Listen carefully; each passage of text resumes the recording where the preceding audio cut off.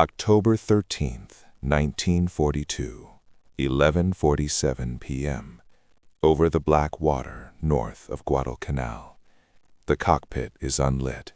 No moon, no horizon, just the engine's vibration and the faint glow of instrument needles trembling like nervous hands.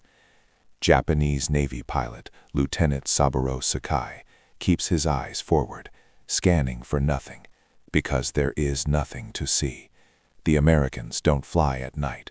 Everyone knows that. Below him, the sea is an ink stain. Ahead, the sky is empty. Or so it seems. Then, without warning, green tracers rip upward from nowhere. Not scattered, not panicked, controlled, deliberate. The air around Sakai's aircraft erupts. He jerks the stick hard left, heart slamming into his throat. The bullets weren't aimed at where he was. They were aimed at where he was going to be. That makes no sense.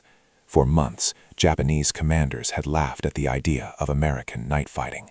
Radar, they said, was a crude Western gimmick, bulky, unreliable, and no substitute for a pilot's eyes and instincts. In the Imperial Japanese Navy, combat was an art. Vision, courage, and intuition decided victory. Machines merely followed. But now, in the pitch-black skies over Guadalcanal, something invisible is hunting them, and it is very precise. Only weeks earlier, Japanese pilots ruled the Pacific sky. From Pearl Harbor through the Philippines, from the Dutch East Indies to the Coral Sea, they had dominated American and Allied air forces with ruthless efficiency. The Mitsubishi A6M0 was light, agile, deadly. Its pilots were veterans, many with years of combat. Experience over China. They believed sincerely that no American aircraft could match them, especially not at night. American pilots, by contrast, were considered clumsy and poorly trained. Their aircraft were heavier, their tactics unimaginative. And radar? Radar was mocked openly in Japanese briefing rooms, a crutch for pilots who lacked true flying skill. One Japanese staff officer reportedly scoffed, "If you cannot see your enemy, you do not deserve to defeat him." But war does not reward pride. It rewards adaptation. The Americans learned that lesson the hard way. Guadalcanal was not just another island. It was a knife at the throat of Japan's defensive perimeter. Whoever controlled its airfield, Henderson Field, controlled the surrounding seas. Every night, Japanese bombers and supply aircraft attempted to harass American positions, flying with confidence through darkness they believed belonged to them alone. At first, it worked. Then something changed. American radar operators began seeing blips where eyes saw nothing. Green circles blooming on cathode ray screens.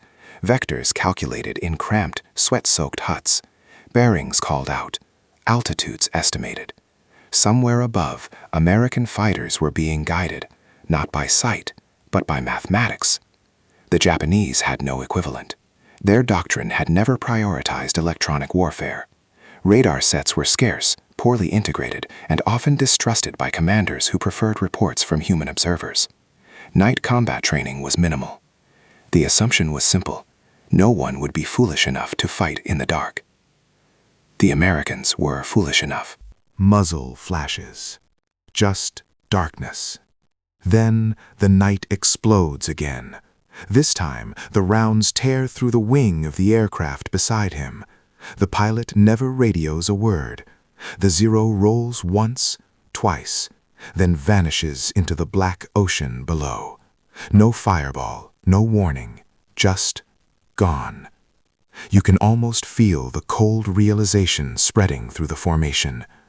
They are being ambushed. But by what? There are no silhouettes, no searchlights, no flares. Only sudden, devastating accuracy. Attacks come from above, from below, from angles that defy instinct. American fighters are slipping in, firing short bursts, and disappearing back into darkness like ghosts. For Japanese pilots trained to dogfight by sight, this is terrifying. They are not losing because they are slower or less skilled. They are losing because they are blind. On the American side, the mood is very different. Young U.S. Navy pilots, many barely out of flight school, sit tense in their cockpits, listening to calm voices guiding them through the void. Turn right, 10 degrees. Target bearing 075, range 2 miles. The enemy is invisible, but suddenly he feels close, intimate. When the zero finally appears in the gun sight, it feels unreal, like the enemy has been conjured out of nothing. Short bursts, no theatrics, no turning fight. Hit, break away, vanish. This is not the romantic air combat of the pre-war imagination. This is industrialized killing, coordinated by machines and men who trust them. And the Japanese have no answer.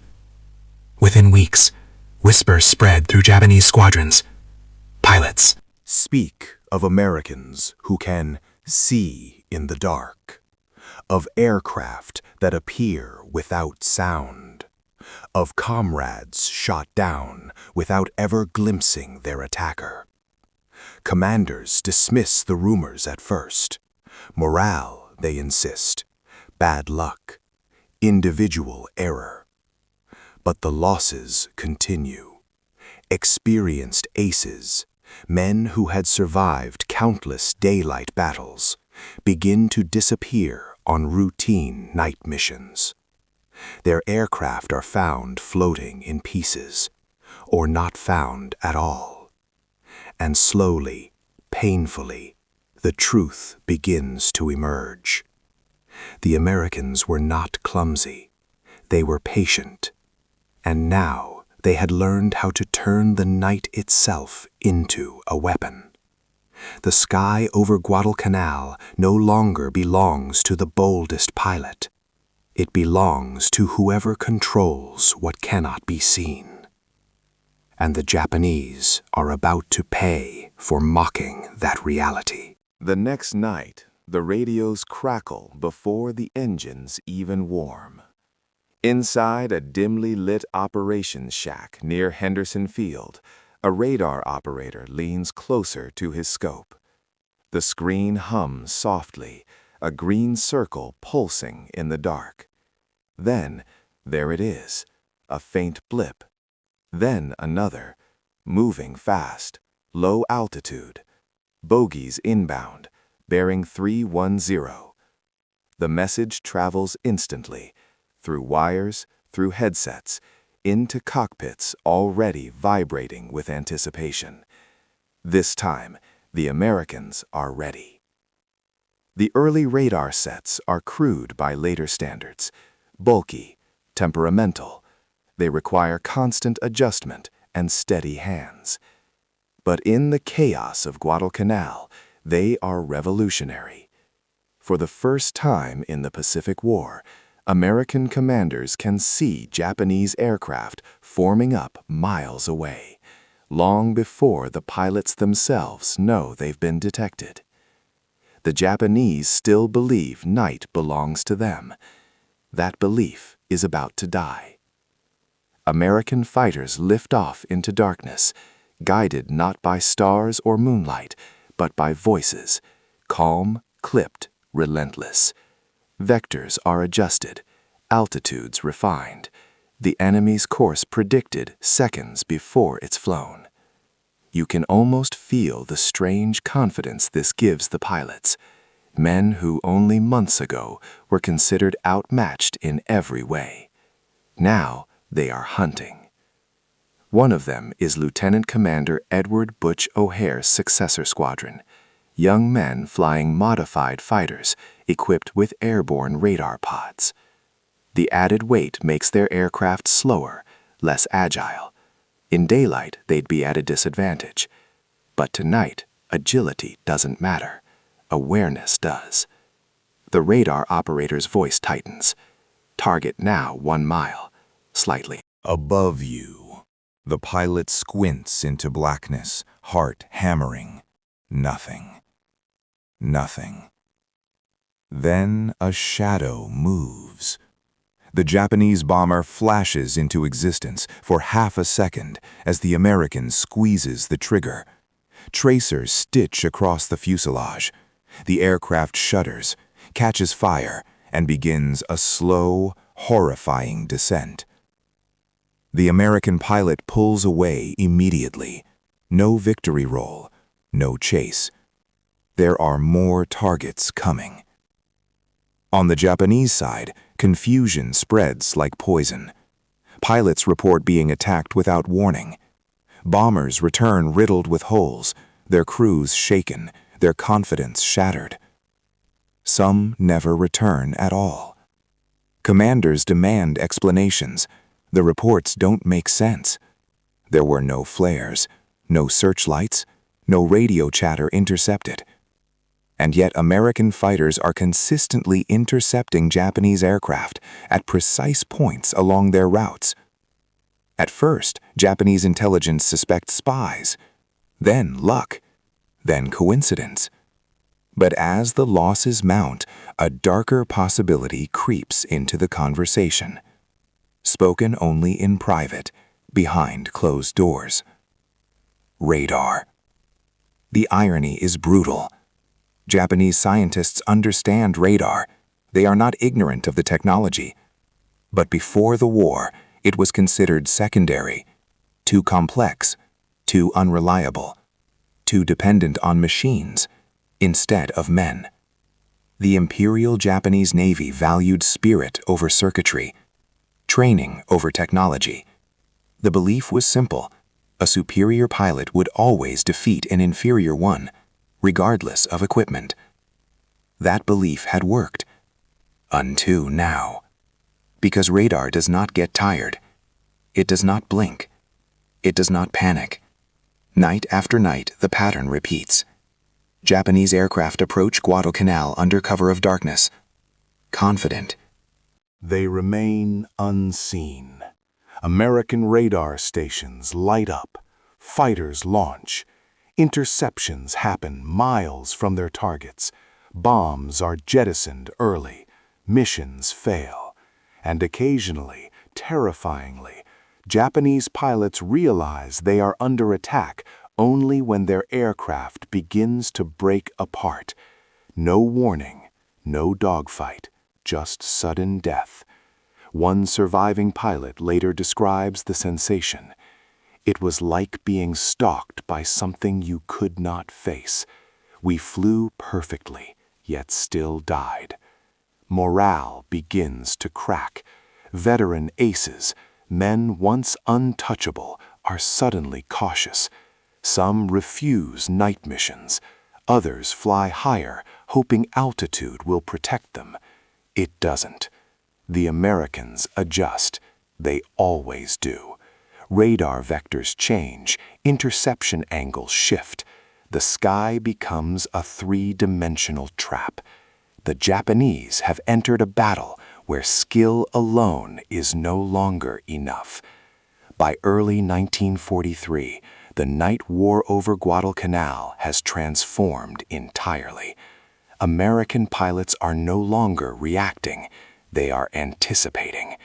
Radar operators learn enemy habits, routes, altitudes, timing. Patterns emerge, weaknesses are mapped. Japanese aircraft are intercepted not randomly, but methodically. What began as experimentation has become doctrine, and the Japanese command is running out of excuses. In Tokyo and Rabaul, reports pile up. Aircraft losses exceed projections. Missions are failing with alarming regularity. Experienced crews, irreplaceable crews, are disappearing into the ocean. The truth can no longer be ignored. American radar is not a gimmick, it is a force multiplier. And worse, it is evolving faster than Japan can respond. Because while Japanese commanders debate whether machines should be trusted, American engineers are already building better ones. Smaller, more accurate. Airborne systems that put the radar screen inside the cockpit. Soon, American pilots won't just be guided to the enemy. They'll be able to see him themselves, in the dark. The night over Guadalcanal is no longer neutral territory. It has chosen a side, and the next phase of the war will prove just how deadly that choice will be.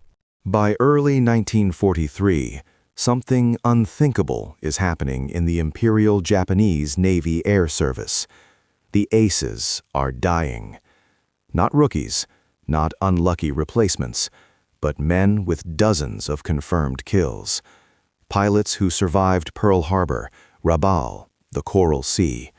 Names spoken with reverence in briefing rooms. Men who once dictated the tempo of the war in the air. Now they are vanishing on routine missions. No dramatic final radio calls, no heroic dogfights witnessed by wingmen. Just aircraft that fail to return. Oil slicks, debris, silence. For a force built on elite skill and experience, this is catastrophic. Japanese commanders respond the only way doctrine allows. They demand better flying, more vigilance, tighter formations, sharper eyes. But none of it helps, because the enemy is no longer playing the same game. American night fighters are no longer improvising.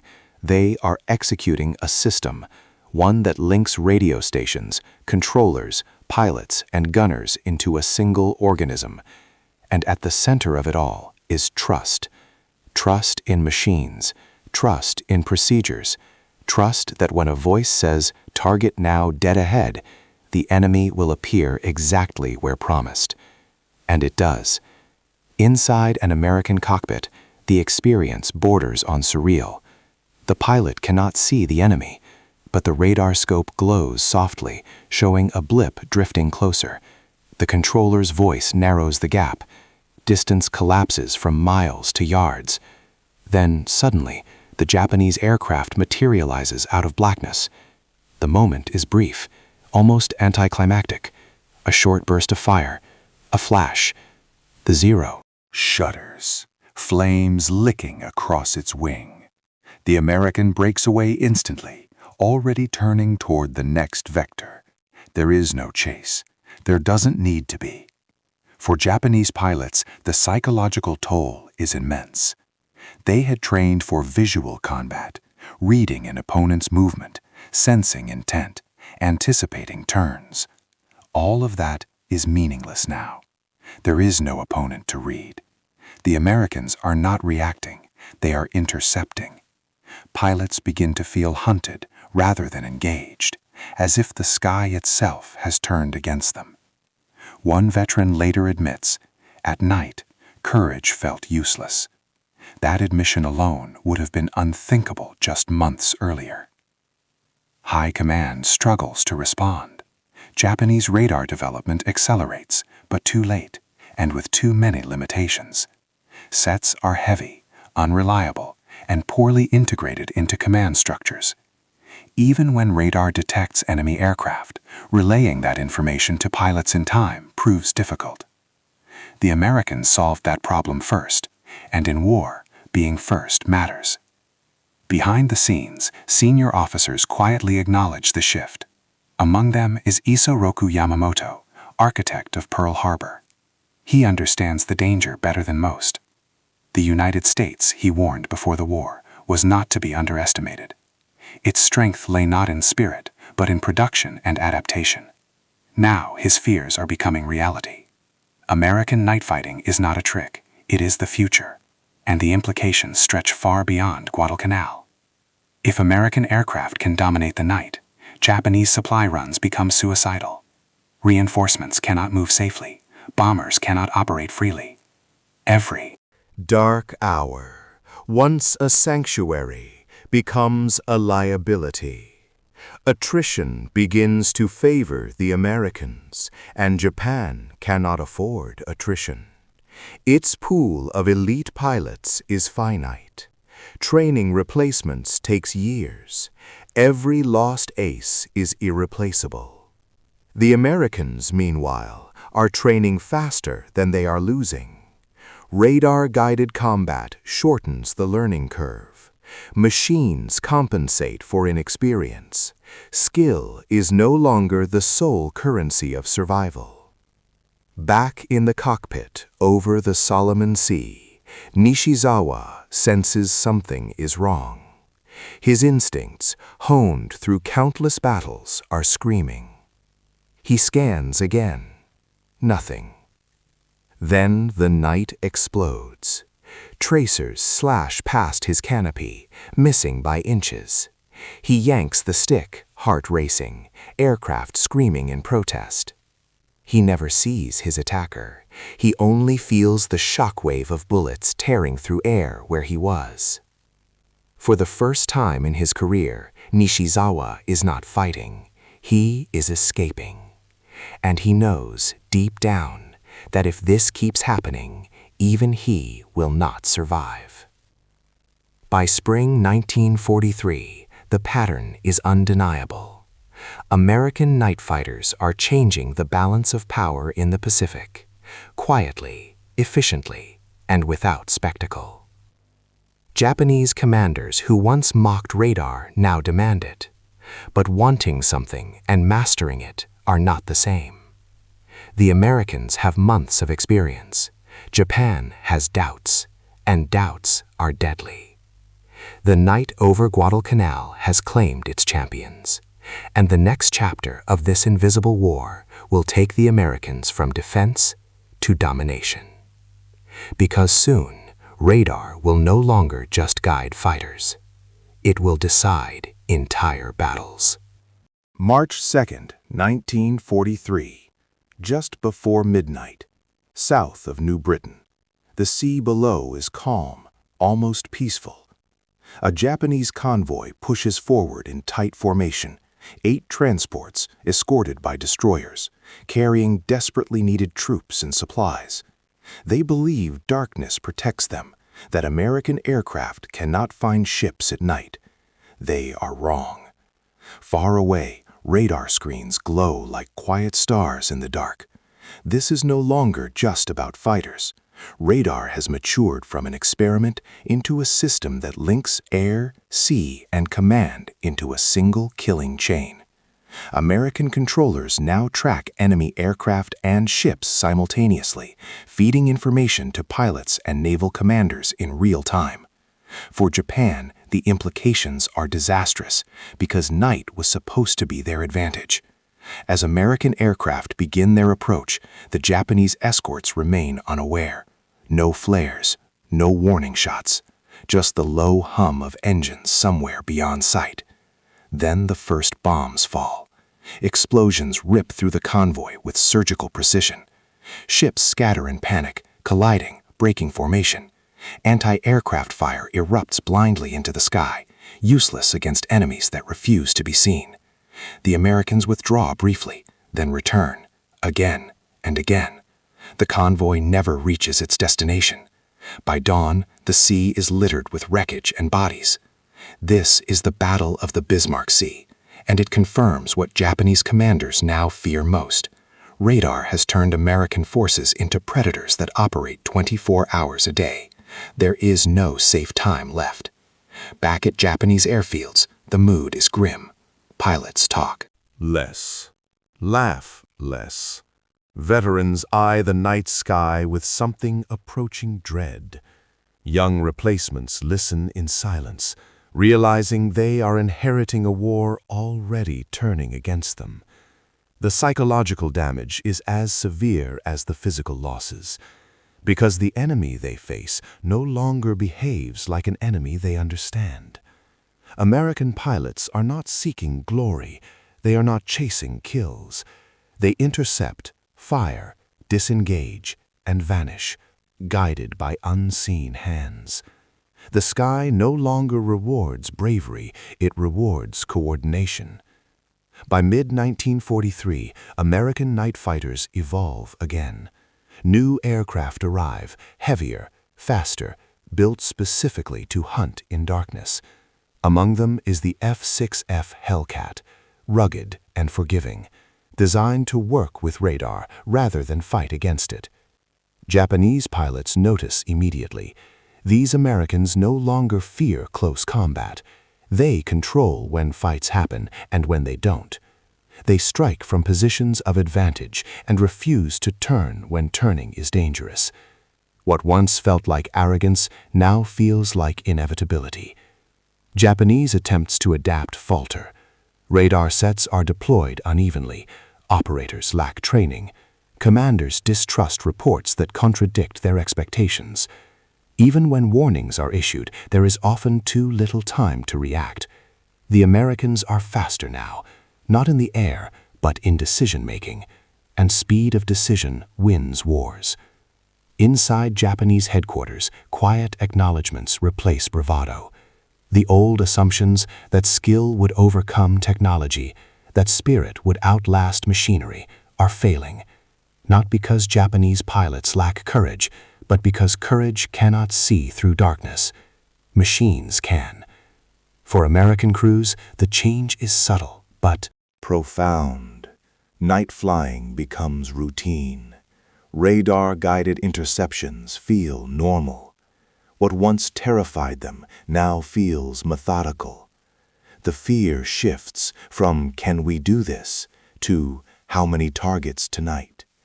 War for them has become a process. For Japan, it has become a slow bleed.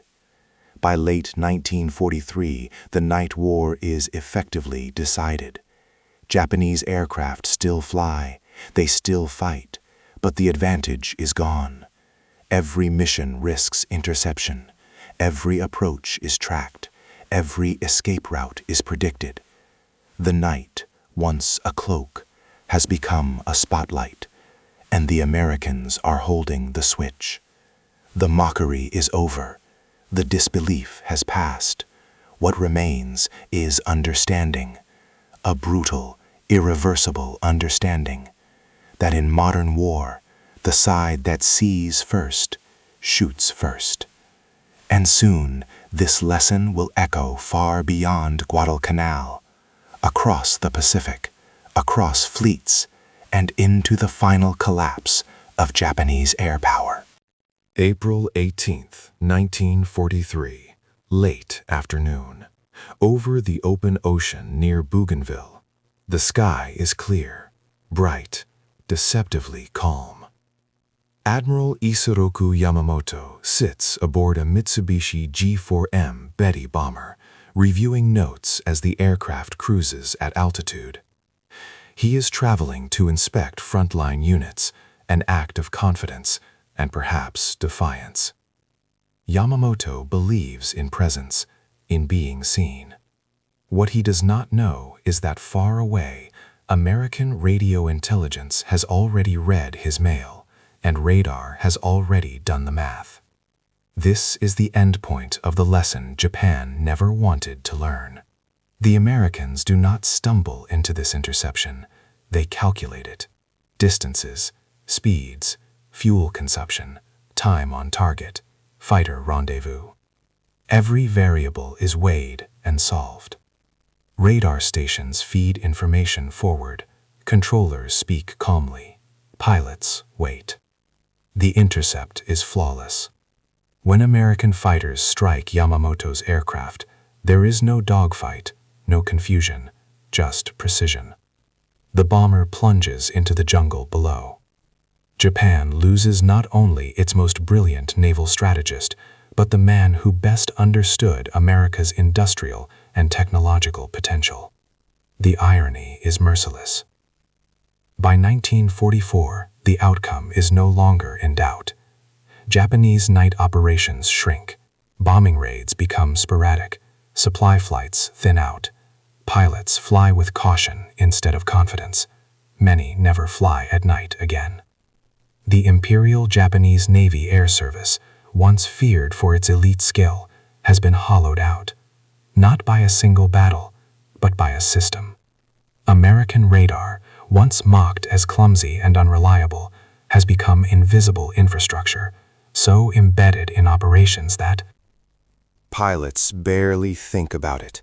It guides fighters, directs fleets, coordinates defenses. It shortens wars by shortening reaction time. Young American pilots now enter combat with advantages their predecessors never had. They do not need years of experience to survive their first encounters. Machines shoulder part of the burden. Japan never catches up. Its training pipeline cannot replace losses fast enough. Its doctrine resists change too long. Its faith in human instinct collides with a war that no longer cares about instinct at all. The night skies of the Pacific fall silent, not because the fighting has ended, but because one side can no longer afford to fight there. What began as laughter ends as absence.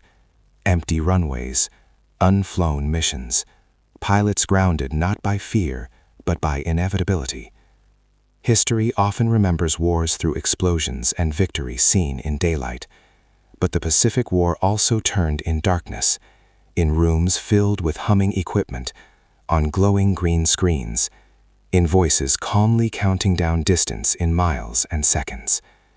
The Japanese commanders mocked American radar because they believed war was still decided by what a man could see. They were wrong. The Americans learned to see without looking, and once they did, the night was never the same again.